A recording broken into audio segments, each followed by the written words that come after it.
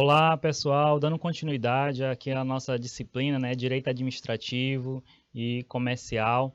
A gente vai dar um alô aqui aos nossos alunos, né, de Colônia do Gurgueia, Colônia do Piauí, Miguel Alves, né, São Julião, que estão acompanhando aqui a gente em tempo real, né, então sintam-se abraçados, né, e estejam aí à disposição de colocar as dúvidas de vocês, né, interagir aqui com a gente, enviando mensagem. A gente fica muito satisfeito em saber que vocês estão acompanhando aí e tendo, né, a integração do conteúdo, né, tendo todo o direcionamento de entendimento. Então, um forte abraço a todos aí e de outros municípios também que estejam aqui nos acompanhando, tá? E aí, continuando, pessoal, nós estávamos falando da hierarquia da norma jurídica, né? Falando da pirâmide de Hans Kelsen, apresentando para vocês a ordem, né, hierárquica de como é que as nossas legislações elas se colocam, né? E a gente já trouxe para vocês a informação que a Constituição, né, a Carta Maior, ela se posiciona, né, no topo da pirâmide. Então a gente vai aqui continuar a explanação dos nossos slides.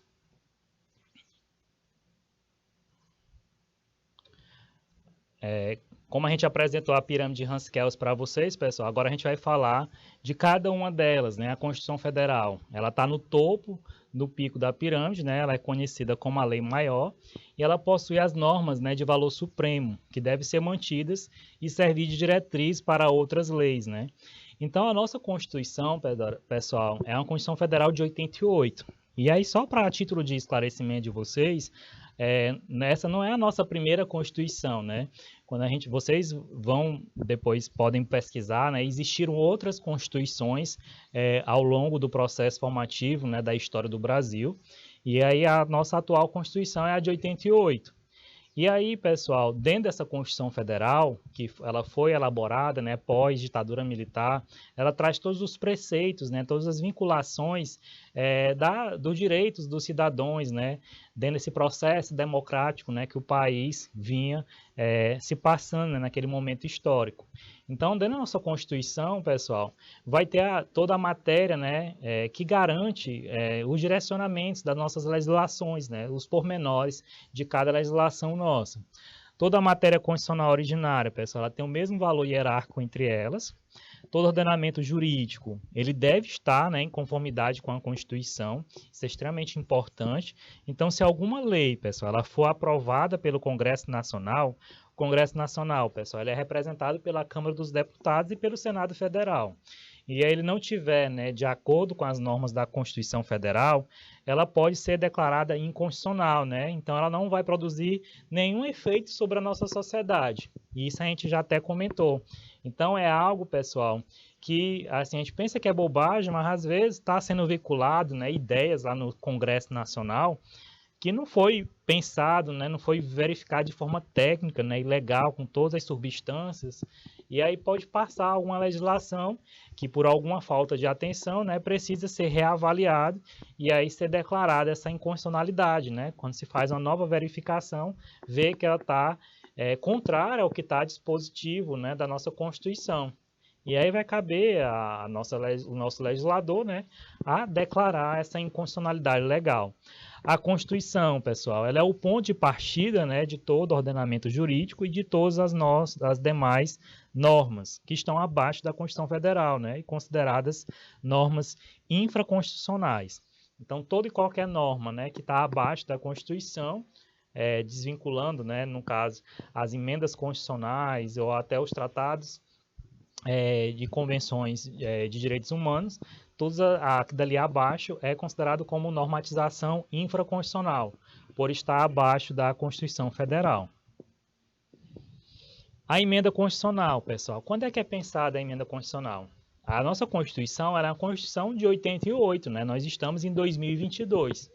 E aí, ao longo desse processo, né, desse período de 88, de 1988 até 2022, algumas emendas constitucionais elas foram realizadas, né, com o intuito de aperfeiçoar e garantir, né, algumas observações que naquela época de 88 ainda não tinha se pensado, né, não tinha se refletido. Então a emenda constitucional ela também se encontra no topo da pirâmide como norma constitucional derivada. E aí ela tem o intuito, né, de modificar a Constituição. Só Minutinho, pessoal. Ela tem como intuito, né, de modificar a Constituição. Acontece somente por meio da PEC, né, que é a proposta de emenda à Constituição.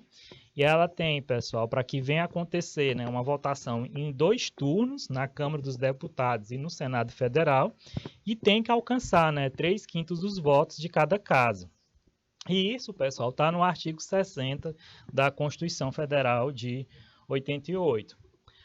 Entre as normas constitucionais, pessoal, a gente tem as normas constitucionais originárias, né, que são aquelas elaboradas pelo poder constituinte originário. É o poder que desenvolve, né, uma nova Constituição. E aí tais normas, né, elas estão na Constituição da República Federativa do Brasil desde a promulgação em 88. E a gente tem as normas constitucionais derivadas, que são as emendas da Constituição, né, aquelas que foram adicionadas, né, à Constituição Federal posteriormente, né, à promulgação pelo poder constituinte derivado, o poder que altera a Constituição, né? E é importante a gente relembrar, né, que ambas as normas constitucionais, seja originárias relacionadas à Constituição Federal ou derivadas relacionadas às emendas constitucionais, elas estão no topo da pirâmide, né? Então, não existe, pessoal, distinção hierárquica, né, entre elas. Então, é extremamente importante a gente ter essa observação. Aí a gente vem para os tratados e convenções, né, sobre os direitos humanos. E aí aqui, pessoal, os que tratam, né, sobre os temas de direitos humanos, no qual o Brasil vem a ser signatário, né, e são aprovados como se fossem, né, emendas constitucionais, e também ocupam, né, digamos, o topo da pirâmide. E está no artigo 5º, parágrafo 3º da Constituição Federal. Então, a gente destaca, pessoal, que os tratados internacionais de direitos humanos, eles são aprovados, né, por meio do rito ordinário, em que eles são nomeados como supralegais, né? É interessante a gente ter essa observação, em que eles ficam abaixo da Constituição e das emendas e acima das demais normas legais. Porém, já são considerados também como infraconstitucionais, né? Então, a gente também pode ter essa nomenclatura de direcionamento, né, de entendimento. E aí, em sequência, pessoal, abaixo do topo, né, dali da pirâmide, a gente tem a lei complementar, que está abaixo da Constituição, das emendas constitucionais e dos tratados e convenções dos direitos humanos. E aí eles podem se dedicar a qualquer matéria, né, que venha a ter a necessidade de complementação, né, segundo o que se tem na Constituição Federal. E sempre votada, né, por maioria absoluta do Congresso Nacional. Elas são aquelas, pessoal, regulamentadas com a intenção de complementar e explicar a Constituição, por exigência da própria Constituição, né, em casos onde a Constituição Federal ela estabelecer, né, que haverá uma lei específica para regulamentar a matéria em questão, e aí é por isso que é criada a lei complementar. A gente tem um exemplo aqui da Lei Complementar 179, de 24 de fevereiro de 2021, que dispõe sobre os objetivos, né, do Banco Central do Brasil. Então, lá na Constituição falava que existia a figura do Banco Central do Brasil, e aí veio a lei complementar, né, para poder tratar, né, de forma mais específica e regulamentar algumas questões inerentes, né, ao entendimento de como é que funciona, né, o Banco Central do Brasil. A lei ordinária, pessoal, ela está prevista no artigo 60, inciso 3º da Constituição Federal. Ela trata de vários assuntos, né, e podem ser aprovados por maioria simples em cada casa, né, do Congresso Nacional. As leis ordinárias, pessoal, ela tem a função, né, de complementar as normas constitucionais que não foram tratadas, né, pelas leis complementares, como, por exemplo, o Código de Processo Civil.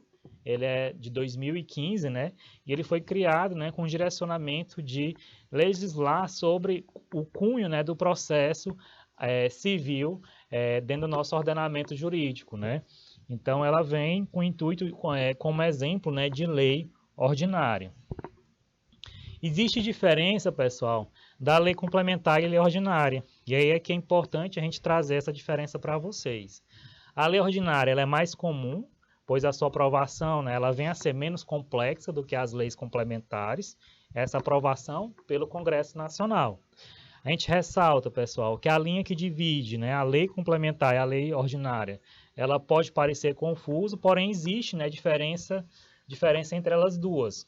Então, para a aprovação de uma lei ordinária, se exige-se, né, que mais da metade dos deputados e senadores presentes na sessão legislativa, né, votem a favor da lei. Então, tem a aprovação da maioria simples, né, ou relativa. Então, por isso que precisa, né, de algum modo, a aprovação, né, da lei ordinária, ela é bem menos complexa, né, do que a própria lei complementar. Até pela sequência, né, hierárquica que ela se apresenta na pirâmide de Hans-Kelsen. Aí a gente tem as leis delegadas, pessoal. As leis delegadas, né, que possuem o mesmo patamar de hierarquia das leis ordinárias, e está no artigo 68 da Constituição Federal, e elas são propriamente criadas, né, pelo presidente da República, que deve, né, solicitar ao Congresso Nacional que emita, né, a resolução especificando a matéria e os termos do exercício.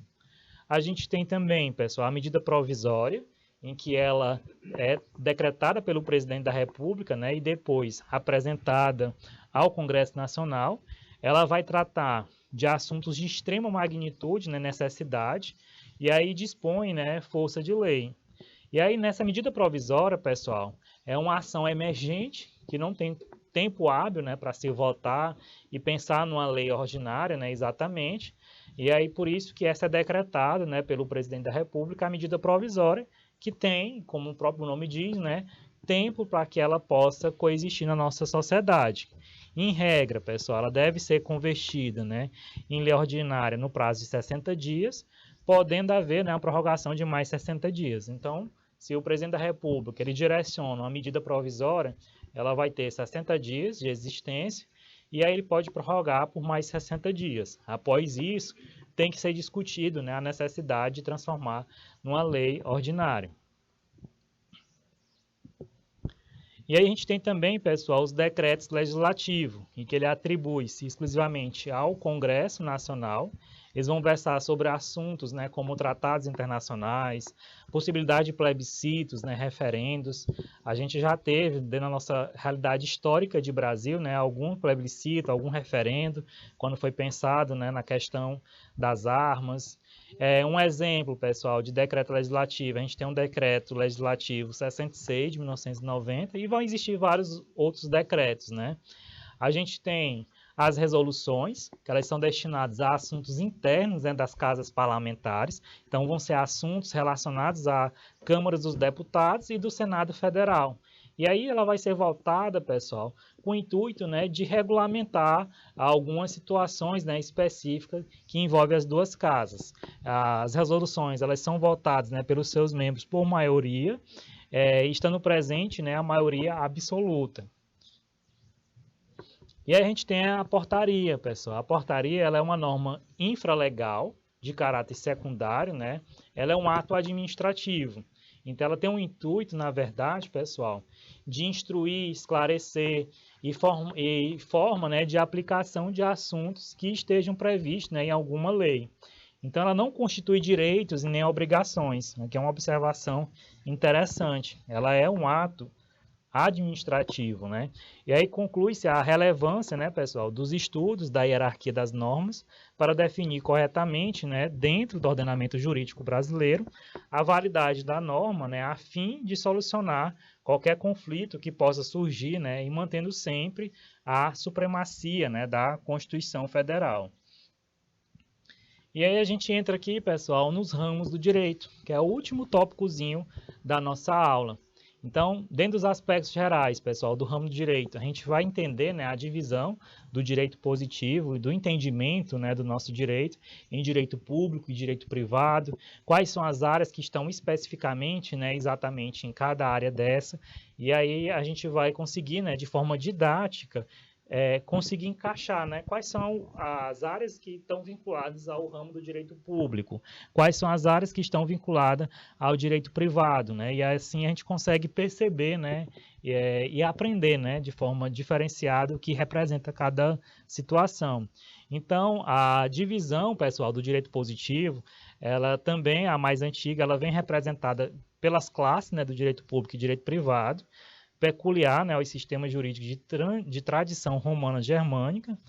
Ela envolve, pessoal, envolvendo esta matéria, se tem discussões doutrinárias, né, que se manifestam a começar pela relevância ou não, né, dessa ordem de assunto, e se tem dúvidas, né, que recaem sobre a natureza da matéria, quando se apresentam, né, teorias monistas, dualistas e trialistas.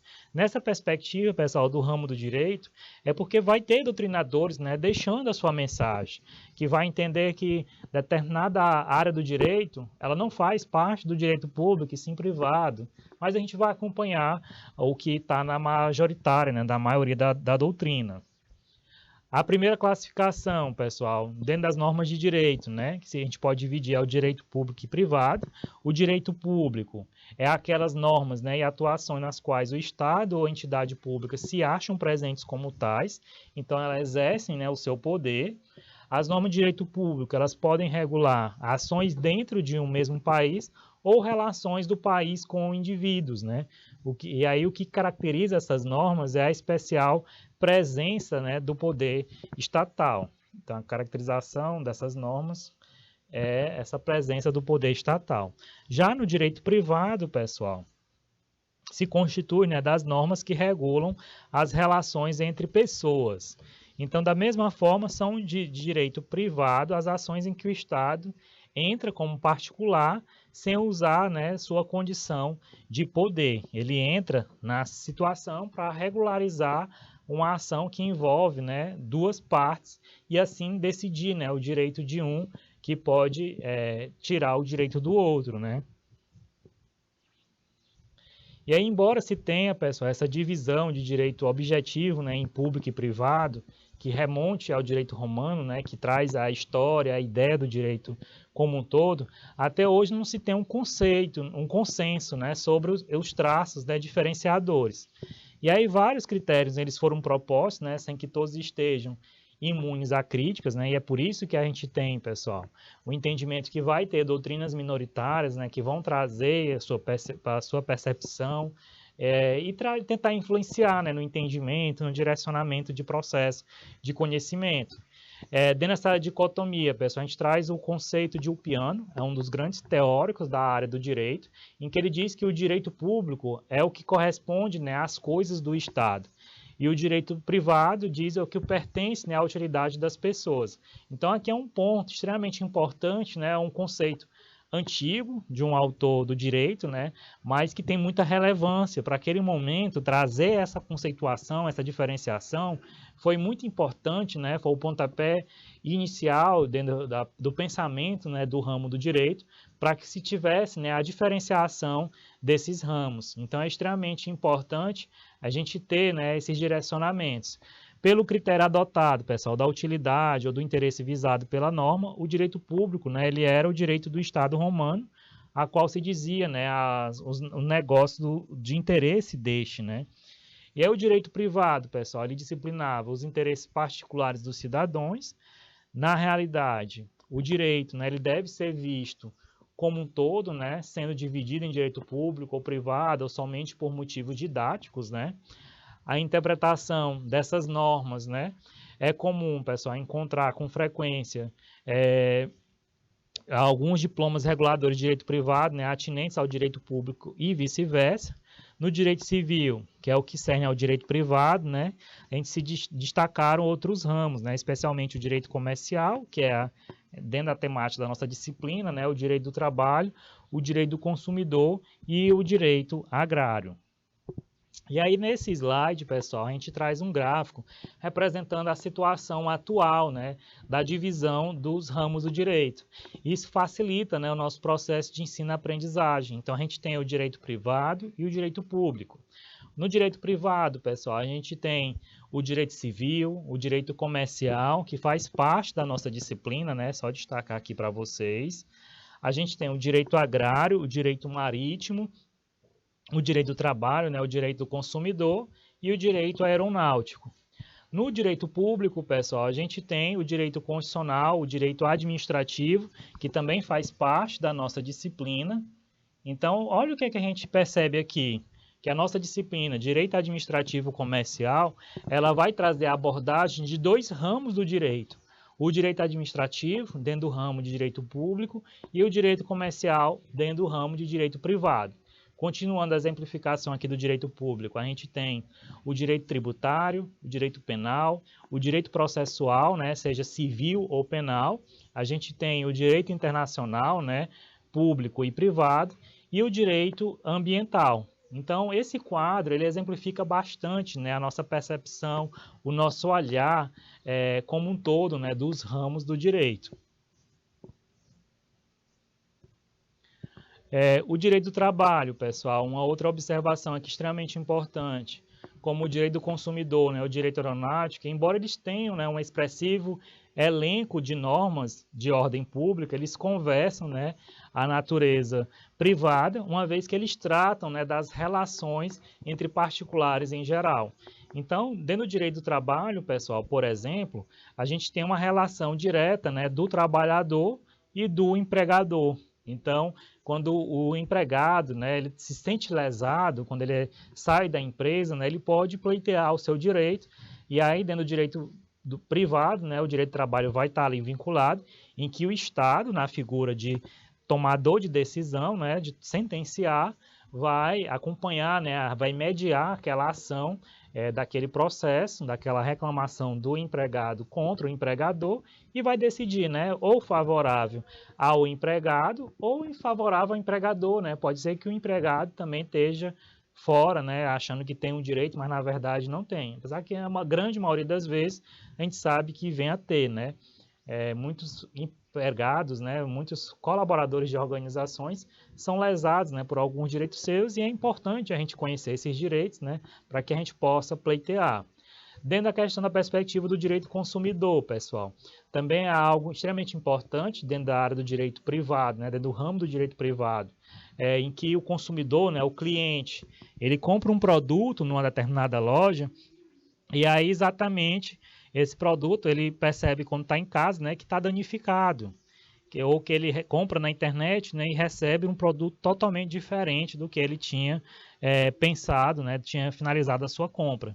Então, como direito do consumidor, ele pode, né, se não tiver um atendimento de imediato da empresa, entrar na justiça, né, contra essa empresa para reclamar o seu direito, né, e isso está dentro do CDC, que é o Código Consumidor, para que ele possa pleitear, né, os seus direitos relacionados como cliente, né?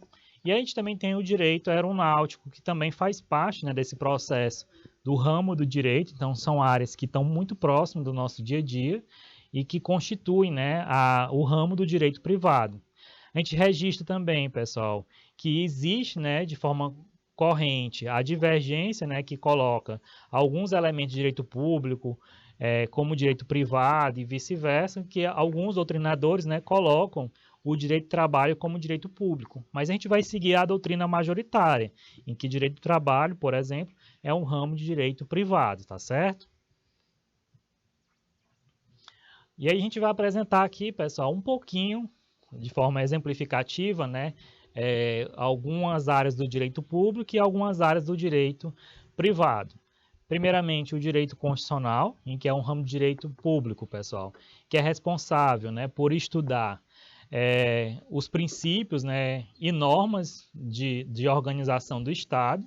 Esse ramo, ele defende os direitos humanos, né, e todos os demais ramos de direito vão estar subordinados ao direito constitucional. A gente lembra, né, do que a gente acabou de estudar há pouco tempo sobre a hierarquia da norma de direito, né, em que a Constituição é a nossa lei maior, a nossa carta maior. Após isso, pessoal, a gente tem o direito administrativo, que está relacionado à nossa disciplina, exatamente, né? E o direito administrativo é o ramo de direito público, né? Que é direcionado a regular a atividade do Estado, né? Com relação aos serviços públicos, né? Que estão relacionados ao direito da sociedade, né? E ele também, pessoal, regula a relação entre as entidades públicas, né? E privadas, e desses indivíduos, né, com a administração pública. Então, destacar aqui, né, o direito administrativo é temática da nossa disciplina, né? A partir da próxima aula, a gente já vai estar contextualizando de forma mais aprofundada, né, as ideias de direito administrativo, os princípios, todos os entendimentos, né, que são importantes para o amadurecimento, né, e o processo formativo de vocês. Dentro da formação de secretariado, o que é importante agregar entendimento do direito administrativo? Então, a gente vai trazer tópicos, né, dentro da logística, do que está planejado para a nossa disciplina, exemplos, né, e que venham enriquecer o processo formativo de vocês de conhecimento dentro da perspectiva do direito administrativo. Aí a gente tem o direito financeiro, pessoal. O direito financeiro, ele vem a ser responsável, né, por coordenar dentro de entidades públicas, né, as receitas, as despesas e a administração financeira, né? E aqui no direito financeiro, pessoal, ele vai estar vinculado, né, a perspectivas do poder público, né, do governo, seja estadual, federal ou municipal, né, se utilizar desse direito financeiro para se verificar, né, a real correspondência das receitas utilizadas, né, das despesas que foram executadas e fazer essa administração financeira, né? Então a gente tem essa legislação dentro do direito público que direciona, né, e coordena esses entendimentos, né?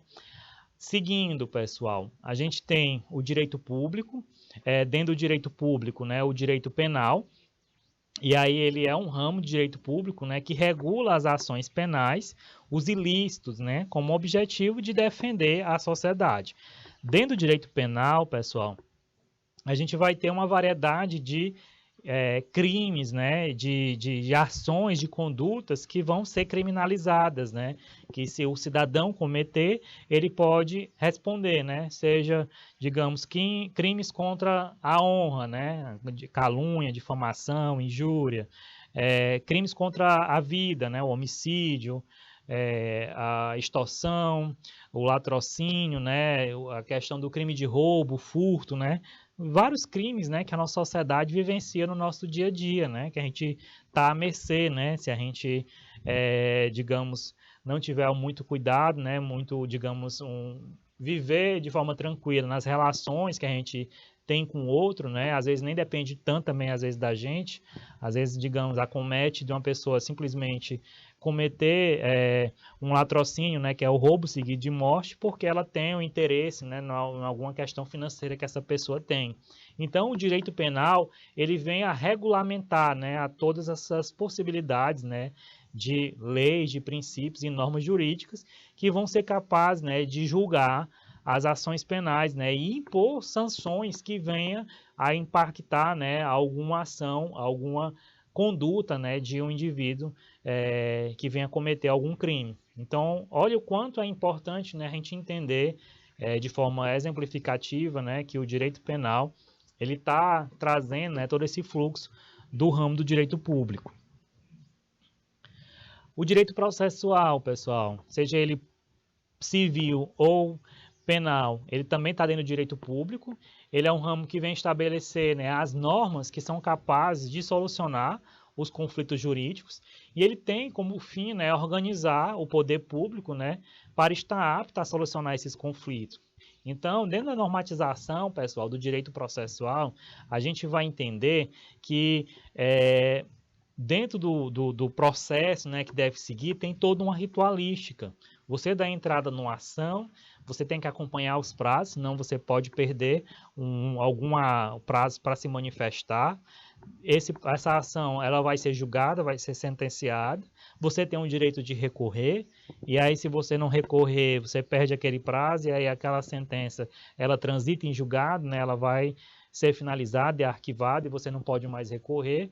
Mas você, dentro do processo, do direito processual, você tem todos os liames, né, todos os caminhos que você pode ter, todas as possibilidades, né, de atenção dos recursos, e esses recursos, você entra com a ação na Justiça primeira instância, aí você perde, você pode recorrer para a segunda instância, o Tribunal de Justiça do Estado.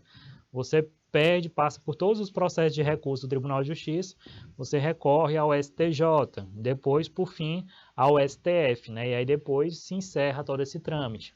Então, o direito processual, né, ele vem a garantir, a estabelecer normas que vão solucionar, né, esses conflitos jurídicos e direcionar, né, para que se tenha a atenção e o atendimento de todo esse processo judicial, seja civil ou penal.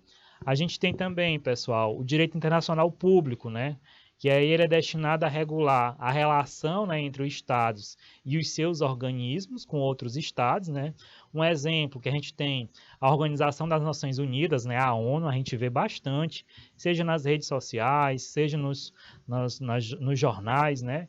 Falando bastante da presença, da influência da ONU, né, dentro das ações, digamos, está tendo lá a guerra da Ucrânia com a Rússia, e aí a ONU se manifesta, né, tenta se posicionar, tenta trazer algum entendimento ali para acabar aquela guerra, acabar aquele conflito, né, porque afeta não só aquelas sociedades, mas afeta o mundo como um todo, né, porque o mundo ele é globalizado, ele tem toda uma gerência geral, né, que se às vezes um produto lá da Ucrânia ou da Rússia, aqui no Brasil a gente consome por conta da guerra, pode estar influenciando, né, no aumento do preço ou até na dificuldade de acesso, né, a algum produto ou um tipo de serviço. Então a ONU ela é muito importante nesse processo. E a gente vai citar aqui, pessoal, agora o direito privado, né? O direito privado, pessoal, a gente vai citar aqui alguns para vocês, não vai ser todos. A gente vai citar o direito civil. O direito civil, ele regula as relações entre as pessoas físicas e pessoas jurídicas. As pessoas físicas somos nós, né, indivíduos.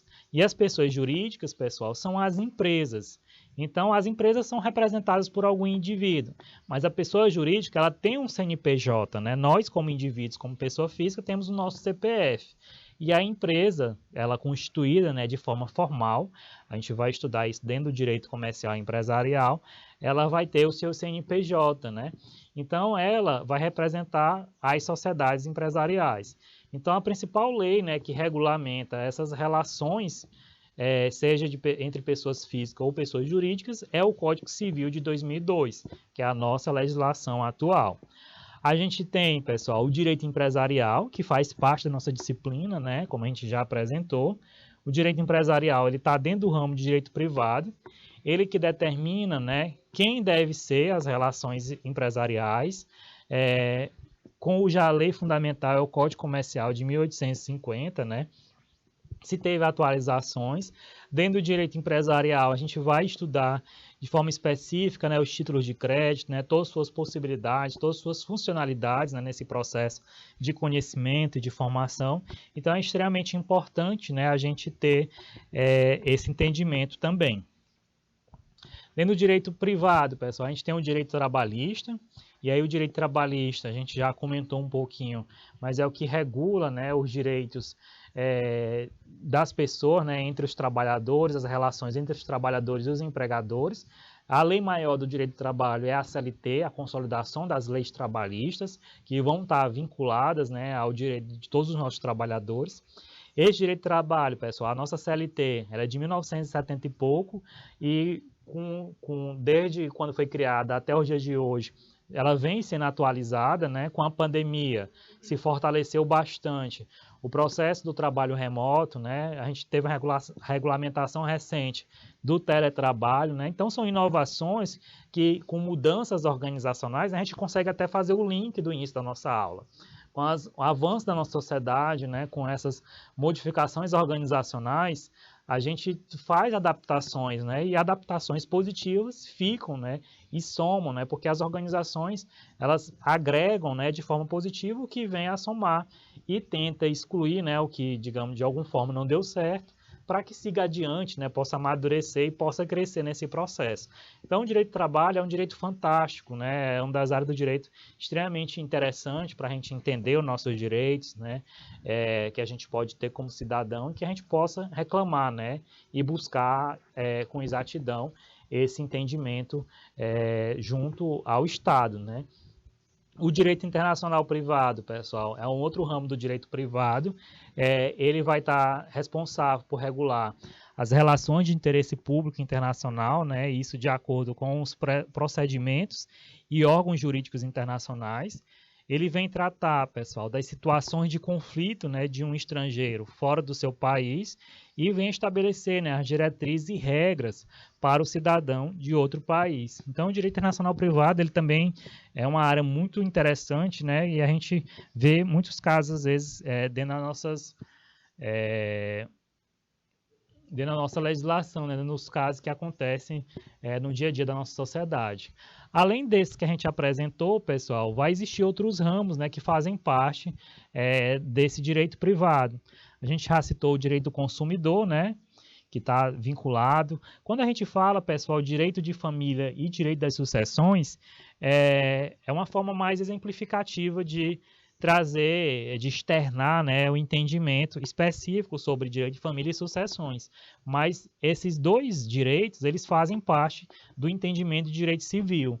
Quando você faz o curso de direito, por exemplo, você vê ao longo de todo o curso alguma disciplina específica de direito civil, porque dentro do direito civil a gente tem o direito de família, o direito das sucessões, o direito das obrigações, contratos, a gente tem a responsabilidade civil, né? Então a gente tem um leque de possibilidades, né? Inicia-se com a parte geral de direito civil e aí se aprofunda, né, com partes mais específicas que são importantes dessa cadeira formativa, né, da área do direito.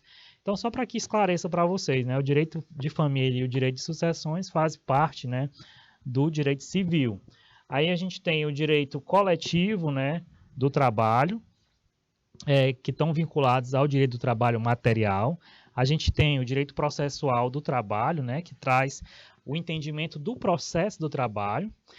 E aí a gente vai ter, né, o direito ambiental, que também é algo atual, né, algo muito discutido pela nossa sociedade como um todo, né, essas questões de danos ambientais, de queimadas, né, de demarcação de terras indígenas, esses conflitos que vêm acontecendo, né, em todo o nosso país vão estar vinculados, né, diretamente dentro do entendimento de direito ambiental.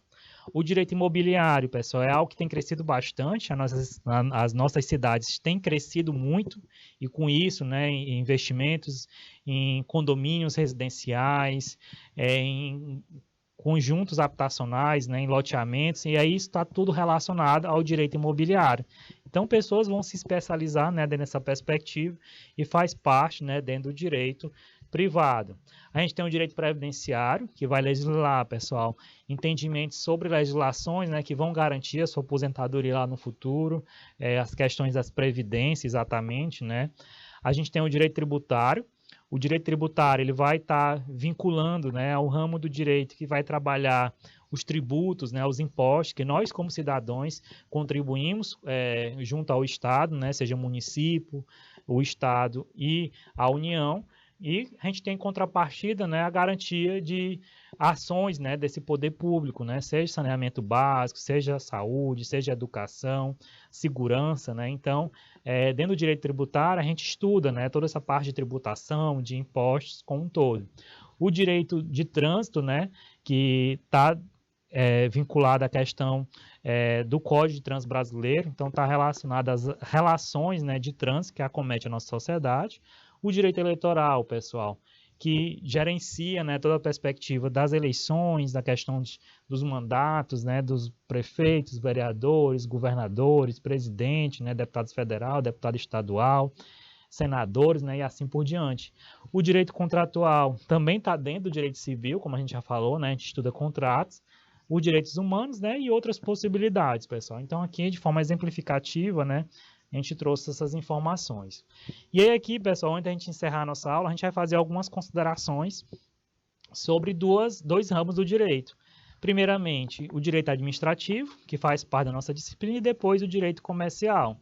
Então, o direito administrativo, ela é a parte do direito público, né, que organiza e disciplina a administração pública e o serviço público. Pode-se dizer ainda, pessoal, ser um sistema de norma de direito público, né, que organiza a administração pública e disciplina a sua atividade. Ele inverte-a, né, de poder de polícia, né, de poder discricionário, e é inconfundível, né, com o arbítrio, né, pois é um poder de tomar a decisão mais oportuna, né, tendo em vista, pessoal, que os fins, né, estabelecidos pela lei para determinada situação, ele vem ser dotado de poder normativo, poder regulamentar, de função disciplinar, né, ou seja, processo ou inquérito administrativo. E a gente tem também, pessoal, que ele define, né, o direito administrativo, as relações jurídicas que vinculam, né, por um lado, a administração pública e, por outro, né, os seus membros, os servidores públicos. Ele tutela os bens do Estado, né, disciplina o seu uso e considera, né, pessoal, o crescimento dos serviços públicos no mundo atual e o posicionamento do Estado, né, em relação à ordem econômica, que pode se profetizar, né, dizendo que o direito administrativo ele será o ramo mais importante dentro dos direitos, né, no futuro. Então, o hoje, né? Isso representa o hoje. As fontes do direito administrativo, pessoal, são as leis, regulamentos, decretos, avisos, né, portarias, instruções, que em sua maioria organizam os serviços públicos. Por isso, a gente pode dizer, né, que o direito administrativo ele é constituído, né, de normas de organização. E as considerações sobre o direito comercial, pessoal, que é a parte de direito privado, e aí ele vai vincular exatamente, tem como objetivo, né, regular as relações jurídicas que nascem do exercício do comércio. Então, com o rápido crescimento da cidade, da indústria, do comércio, deixou de ser, né, o direito de uma corporação, de um grupo profissional. Quer dizer, um direito de comerciantes, né, para ser o direito que regula as relações jurídicas, né, que tem natureza comercial e que visam, né, a especulação, a circulação de riqueza e a colocação e venda de mercadorias e serviços, né, bem como as relações a ela vinculadas. Então, ela surgiu da consideração das coisas, né, como valor de troca, como mercadoria, e desenvolveu-se, né, como atividade do intermediário para o crescimento do mercado, né, e com a impossibilidade, na maioria dos casos, de trocas diretas. Com isso, pessoal, a gente encerra nosso conteúdo. Os slides seguintes são questões para que vocês respondam e fortaleçam o processo de conhecimento de vocês, do nosso conteúdo. Já está com gabarito, tá bom? Então, vocês criam uma rotina de estudo para que vocês possam melhorar ainda mais o processo formativo de vocês. A gente explanou aqui o conteúdo, depois vocês vão fortalecer esse processo de conhecimento, buscar entender o conteúdo, né? E para fechar esse processo formativo, pessoal, é extremamente importante responder questões. Isso vai validar, né, o entendimento. Se você errou uma questão, você vai tentar identificar o que pode melhorar nesse processo formativo, né? O que foi que talvez não ficou bem entendido. Aí você consegue recapitular aquele assunto, né, e poder corrigir alguma falha nesse processo de esclarecimento de conteúdo. Então, na nossa aula de hoje, pessoal, a gente fechou nessa parte das noções básicas do direito, do conceito do direito, né, da norma jurídica, né, da hierarquia do nosso direito e os ramos do direito. Então, a gente fecha essa parte introdutória. Um grande abraço a todos, fiquem com Deus e até a nossa próxima aula, pessoal.